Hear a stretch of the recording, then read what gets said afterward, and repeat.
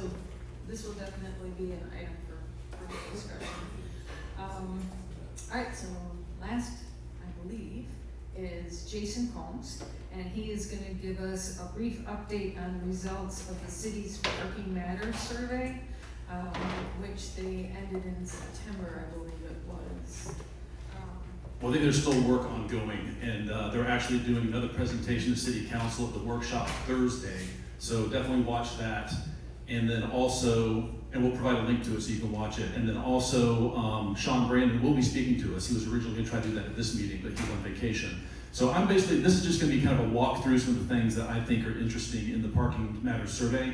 This is going to be more of a chat between us, so please feel free to interrupt me, or if you have questions, or even if you have information I don't have that's updated. Because when they did present that update to so the original Parking Matters was in 2015, so it's been 10 years since we did that. So there's been an update by the same team for 2025. And they had some public meetings about it, and we posted about it. There's been some articles, you can go back and read them. And then they also had a survey open, and they got about 2,000 responses, I think, to the survey. And so I've seen a breakdown of how many people responded and some takeaways like this, but I haven't seen the full results or the full new 2025 report, which is supposed to be 130 pages. So again, this is all going to be coming out, so I just really want to bring parking back up and put it back in your minds so you can be thinking about it, and we as a neighborhood, because it's going to affect us, can think about strategically what we want to push for changes to parking. Because I don't think we're going to get away this time with no change like we did 10 years ago. So let me show you some of the things they're talking about. Yeah. So in addition to this conversation, we're having one with the Victorian Neighborhood Association on June 9th, and that's going to be held at the Legion. So it's important for what Jason is going to tell you, so that you can come prepared with more questions for the city at that June 9th meeting. Right, exactly. This is to prep you for that meeting. Can you go to the top of the slides? I don't think this is the first one. Just use the up and down. We have some time, right? Okay. Yeah, I basically just cannibalized their report to pull out some things that I thought were interesting. So, two of the things they're really looking at is to, first of all, I hear a lot of complaints from people, especially in that area where Carolina lives, on either side of Bull Street, that residents can't find parking on the street. And so one of the things they're looking at is responding to those complaints and what can they do about it. And basically the way you protect residential parking in these areas is you add new regulations, but then you exempt the residents from them. So it's either parking meters that people have to pay, or parking time limits where people can only stay for a certain amount of times. Then you give residents a permit where they can ignore those regulations, and so it's easier for them to find and stay in parking. Jason, do you want to go ahead and talk about this real quick? I asked someone, go down a couple of slides, I'll tell you when to stop. What? Go back up. Go back up. Okay, so within our neighborhood, everywhere you see blue is basically unregulated parking. Unregulated by time or by money. There's only a small area where you see the purple where we do have some time limitations because that's around Arnold Hall for SCAD.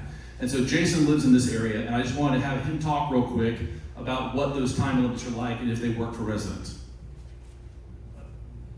These time limits have been in place, I believe, since 2013. My friend Scott Noel, who some of you may know, he never comes to these meetings, was instrumental in getting them in place. He worked with Sean Brandon and everyone. On 34th Street, East 34th, 0 block, it's a 1 hour limit. I sent you a sign kind of explaining that. If you jump over to West 34th, 0 block, I think it's 90 minutes. That has something to do with the school there, I believe. Bull Street is still free parking for anyone. None of these spaces are marked out, so you can really squeeze in. Like in front of 8 or 10 East 34th, you can squeeze in 4 cars and people park properly, and there's not a long bed pickup truck in the mix.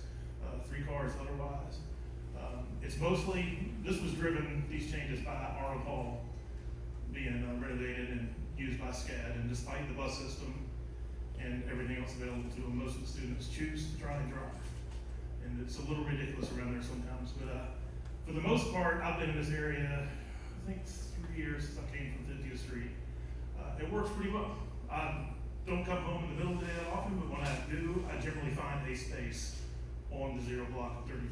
It's pretty rare that I don't. Like I said, it works pretty well. If anybody has any questions, I'm happy to answer them. I don't know exactly what the time limits are on these other streets. Have you read them? Not any, but I'm not sure of the recommendation. Okay.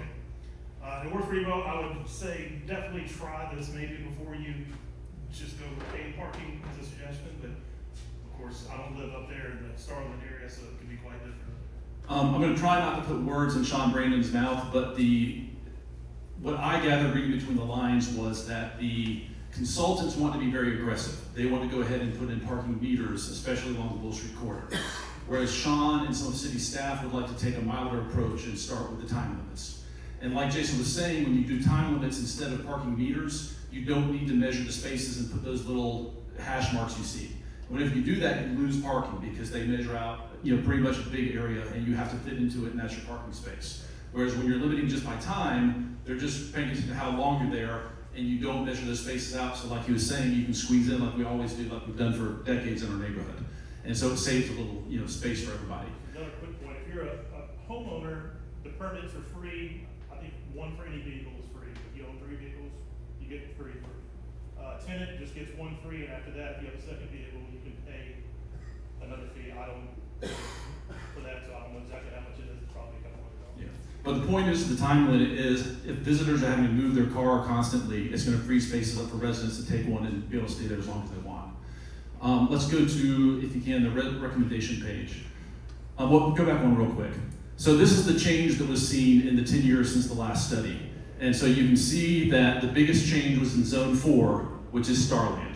And where you see the red here on the map, this is where the most changes happen. And again, it's because of the vibrancy of the Bull Street corridor and the things that the neighbors on East 40th are responding to. That there's just a lot more business going on. Not that there's been a ton of construction, that there's some, but we just have new businesses coming to blighted properties as bringing more people and more vibrancy, and with that comes parking issues. So in some ways, it's a good problem to have, but it's one we've got to deal with the increasing vibrancy of the neighborhood. Go one more. So one thing, here's a few findings here. Again, 83% of our spaces in the neighborhood are unregulated in any way, and again, no protection for residents. Saturday was the day we saw the most capacity problems in the neighborhood. Basically, there's so much going on a Saturday, everybody wanted to come in and go to restaurants and Starland Yard, etc. This is very important right here. This is planner speak for let's do something different with Whitaker and Drayton. What the report says is Whitaker and Drayton Street serve as key north-south corridors in the study area, but their current configuration prioritizes vehicle throughput over multimodal access and curbside utility. That's saying they want to use these streets for more parking, that we could use that. You have 2 lanes going, one direction on both sides. People race down these streets, especially in the evening and weekends where there's not a whole lot of commuter traffic. And this would be an easy place to do a pilot program to allow parking in one of those lanes and not have to meter Bull Street or whatever, and also that increase that acts as traffic calming as well as parking provision. And that's something that I've heard. Yeah. There's a pilot program going on right now on Park Avenue in Whitaker where they're doing construction. It's 1 lane. I've been watching it. I don't know what everybody else thinks about it. And we call that a natural experiment. Yeah. Yeah. And it's still working. Really on that bad. Yeah. So yeah, we do have a natural experiment going on there with the construction where it goes down to 1 lane and people still make it through. Or we live in a grid where you can distribute the traffic on other streets if you have to, but people are just used to rushing along on Drayton and Whitaker. But again, in conversation with Sean Brandon, he is definitely for this idea of trying to use these streets in this way. I've heard the city manager is as well, and Nick Palumbo. So again, this is an area of strategy where we can get behind that effort and say, hey, before we go putting parking meters on Bull Street, let's try some other options. And I'll say that one more thing that's on the table is that it's time for the city to renegotiate the contract with CAT over the dot shuttle. And Sean Brandon would like to see it go to midnight again like it used to. And so if that shuttle goes to midnight, then people can take it to and away from dinner rather than it's closing at 7 and no one taking it because you can't go to dinner at 7 and leave after eating and get back to wherever you took the shuttle from. So I think that would really change things if that shuttle went till midnight and wrapped around Starland like it does now. And then if you combine that with parking in Drayton and Whitaker, that might solve all our problems for at least a decade right there, if not longer. Next one. So again, this is how often Drayton and Whitaker came up in the public sessions, both with Victorian, Thomas Square, Park Avenue businesses, the Downtown Neighborhood Association. Everyone talked about Drayton and Whitaker, either using it for parking or wanting traffic calming because they see people drive crazy down these one-way streets that have 2 lanes. I'm honestly surprised we don't have more incidents with those, because in planning circles these days, they would just never make streets that do that. in such a heavily walkable area. Next. Yeah. Do they typically have like the left to right lane when they do similar? Because of the way people are used to parking, they usually do the right lane. Yeah. So again, I haven't seen all the results from the surveys, but things that came out of it that they put in these slides was that people want an expansion of the residential permit program like Jason was talking about. So you basically have to add layers of regulation, like I said, and then exempt locals, residents from them, and that's the way you protect residents. And basically they need to clearly communicate how these programs work. That's how I brought Jason here, so he can tell you about it from firsthand experience, that it seems to work somewhat at least in his area around SCAT. Permits are multi-year for owners and tenants get a 1-year permit, so if you own the property, you don't have to do that. So here are the consultant recommendations. So basically this is from Anderson to 37th, so the top end of Thomas Square. The red area is where the consultants would like to put metered parking. So basically Bull Street and 1 block east and west. And then they'd like to have timed parking in these other areas that are one-off, because basically if you have parking meters here, it's gonna make people pooch out here to try to find parking. So you have to combine it with some time limit as well as the parking meters. Go on to the next one. And then again, basically the same thing for Starland. They really want to expand parking meters all through the area we think of as Starland, where all of our bars and restaurants, food and beverage are, and then do the time limited parking out a block from that as well. And so, like I said, I feel like what Sean Brandon and staff would like to do would instead of going straight to parking meters, let's try time limited first, and also explore options like the dot and parking on Drayton and Whitaker. And that's really it. Those are the parts of it I wanted to share and have you all thinking about before our next presentations and before you might be writing letters to City Council or the Mayor about what you want to see done. So again, I don't think we're going to get away like we did 10 years ago with nothing happening after the parking matters study. There's going to be something happening. We'll update you again after the workshop on Thursday to see what they're looking at. And we'll see if they lean towards the consultant's recommendations or staff recommendations for parking meters or time limited parking. Any questions?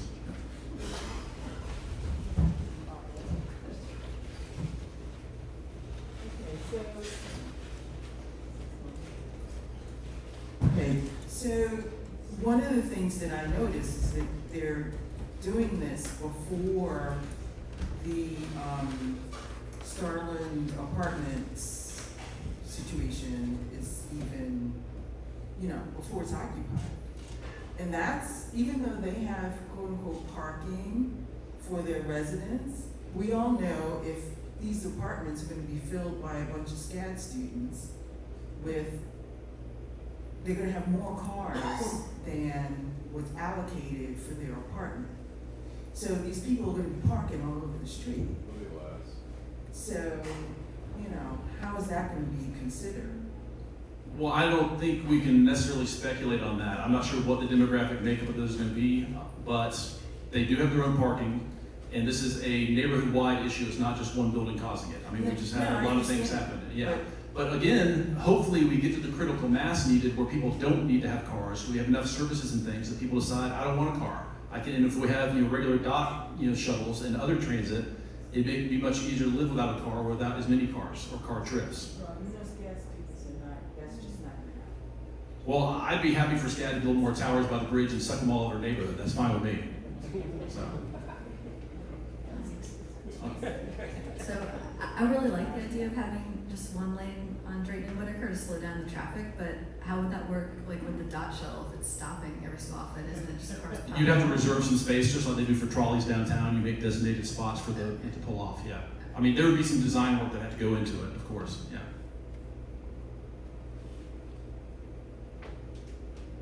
I'm not usually in a big hurry when I'm driving. And I do realize that there is speeding on those two streets, but it's very nice to be able to go from Victory down to Broad.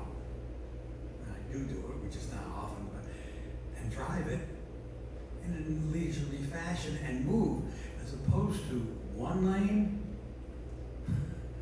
I think you'll still make it. I'll make it, but it won't be fun. Yeah. Well, and again, it doesn't have to be an all the time thing. Like I said, with a pilot program, with Saturday being the day they're finding the most capacity needed in the neighborhood, and when there's the least traffic for commuters, I think that would be the place to start. Start doing it on Saturdays, maybe even just on one side rather than both. This is why you run pilot projects, to see what happens. Whatever, they know better, but do they? And that's your suggestion. That's my suggestion. But again, that's why pilot programs are good when done right, and when you actually collect the information and give it out. To go back to Go Cups real quick, the pilot program was never given a post-mortem, and so it was like, why did we do that?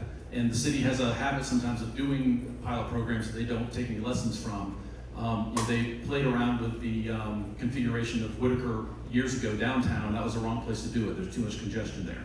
So done right, I think it can teach us a lot whether or not this will work. And I think Sean Brandon, who's in charge of all this, thinks it's a good idea. The city manager thinks it's a good idea. Let's at least give it a try. I'm not saying we just do it overnight and don't go back, but let's try a pilot and see. I remember Price Street when it was 2 lanes. So do I. It was like 60 miles an hour. I lived there and it was a wreck a week. Yeah, so now it's just 1 lane, and I drive down it. And the sky didn't fall, did it? And it moves, Yeah. and it's slower. And I like 1 lane. every empty lot that used to be on Price is now built on, because it's a much more pleasant street.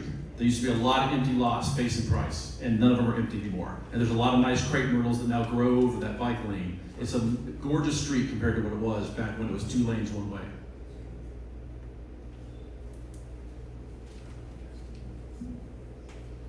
Out of curiosity, do you know in their planning for this pilot program? Well, there's no planning for it yet. This is, yeah. So I guess I'll just throw this idea out there. If they do try out a program of say going to 1 lane on Whitaker, if some of the traffic that currently goes down Whitaker decides to move over to some of the other north-south streets that are kind of still wide open, is there concern about just traffic moving over to those streets and going fast on those streets? That's what we call a distributed network. We have a grid system. Certainly some people will make that choice if things are getting clogged up, and people will adapt. But we don't really think there's going to be an increase in overall traffic. So if a few people decide to turn off and go a different way, I don't think the grid can't handle it. Yeah. I mean, being a resident on Jefferson Street, I understand, yeah. that's why cars would race down that street. So that's why I'm sensitive to it. Yeah. Well, and maybe you need some traffic calming provisions there. I think Yeah. actually, personally, I think that'd be great. Yeah. Are you familiar with the Vision Zero program? Just Google that. Anyone else? All right, well, there will definitely be more on this. Like I said, Sean, or the city staff will be presenting new recommendations on Thursday at the workshop, which occurs before regular city council. They do televise it if you want to watch Savannah Government Television, SGTV, and it'll be permanently on their YouTube, and I'll try to put a link up on our chat page so you can get to it. And I'll probably be the nerd and watch it and take notes and let you know the highlights. So, all right, thank y'all.